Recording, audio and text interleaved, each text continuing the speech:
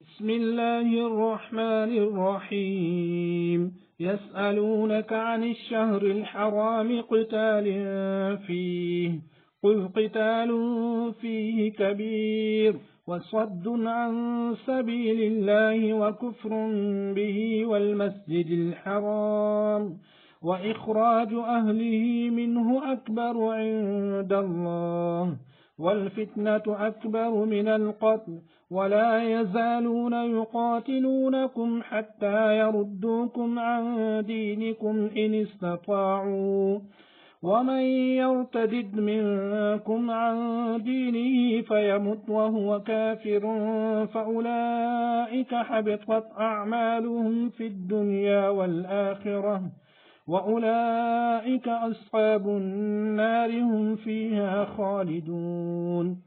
إن الذين آمنوا والذين هاجروا وجاهدوا في سبيل الله أولئك يرجون رحمة الله، والله غفور رحيم.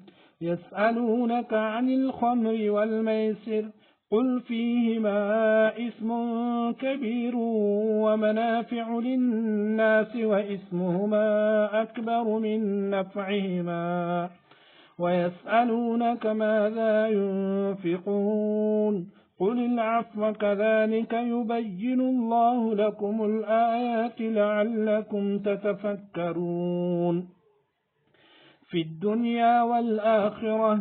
ويسألونك عن اليتامى قل إصلاح لهم خير، وإن تخالطوهم فإخوانكم، والله يعلم المفسد من المصلح، ولو شاء الله لأعنتكم إن الله عزيز حكيم.